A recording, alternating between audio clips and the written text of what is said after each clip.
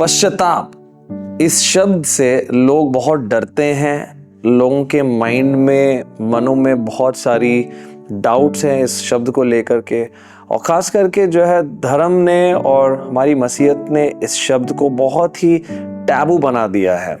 जिसका मतलब हम सोचते हैं कि अगर किसी को पश्चाताप करना है मतलब वो बहुत ही घोर पापी है और उसको पश्चाताप करना चाहिए। और पश्चाताप को हम सिर्फ इस रीति से सोचते हैं, यदि कोई सिगरेट पी रहा है, दारू पी रहा है, व्यभिचारी है, या फिर अगर कोई बुरे कामों में फंसा है तो केवल और केवल उसी को पश्चाताप करना है।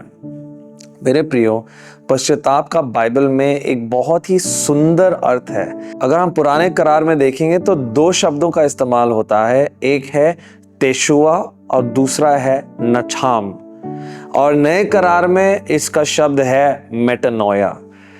अब तेशुआ का मतलब यह है कि आप पूरी तरह से यू टर्न मार के वहां पर वापस आए जहां पर परमेश्वर का वचन उस मुद्दे के बारे में क्या कह रहा है।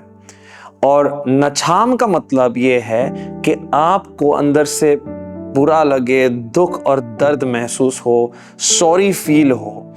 अगर आप इन दोनों को कंबाइन करेंगे तो इसका मतलब है हमें अपने सोच विचारों में, जहां पर हम प्रभु के वचन से भटके गए हैं और भटक गए हैं और भटके हुए हैं, उन बातों के लिए हमें अफसोस फील होना है और साथ ही साथ हमें वापस यू टर्न मारते हुए परमेश्वर के वचन तक आना है।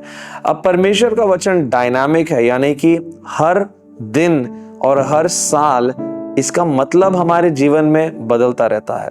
तो आपको और मुझे पवित्र आत्मा की सहायता से फिर से रिटर्न होना है, लेकिन उसके सही अर्थ में। हो सकता है 10 साल पहले फोन हमारे लिए इतना बड़ा डिस्ट्रैक्शन नहीं था जितना आज है, तो आज तेशुआ का मतलब 10 साल पहले से ज्यादा था। पहले जब स्मार्टफोन नहीं हुआ करते थे तो इतने ज्यादा डिस्ट्रैक्शन नहीं थे, तो आज इसका तेशुआ मतलब काफी अलग है। मेटानोया, इस शब्द के बारे में थोड़ा सा समझेंगे। मेटानोया ग्रीक वर्ड है जिसका मतलब है चेंज ऑफ माइंड। अब पश्चाताप को लेकर लोग बहुत ज्यादा डरते हैं। लोगों को लगता है कि अगर मैं सॉरी बोल दूं और हर रोज सुबह उठ के मैं सॉरी बोलता रहूं, परमेश्वर मुझे माफ कर, मुझे क्षमा कर, तो इससे कुछ बदलेगा। मेरे प्रियो, इससे कुछ नहीं बदलेगा। तब तक आप नहीं बदल पाएंगे जब तक आप उस सब्जेक्ट में या फिर उस मुद्दे पर अपने मन को सही नहीं करेंगे या अपने मन को परमेश्वर के वचन के साथ में मेटानोया नहीं कर पाएंगे।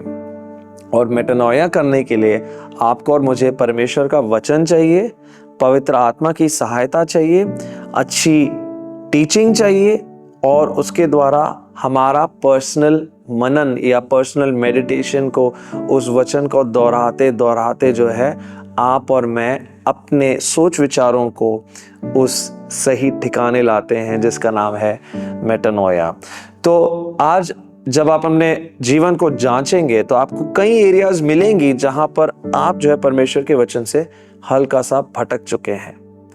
एक दारू पीने वाला व्यक्ति अगर ये सोचता है कि परमेश्वर मुझे क्षमा कर, कल उठकर मैं दारू नहीं पीना चाहता हूं, तो वो कल फिर से उठ के वो दारू ही पिएगा, क्योंकि उसके मन में वो मेटानोया नहीं हुआ है।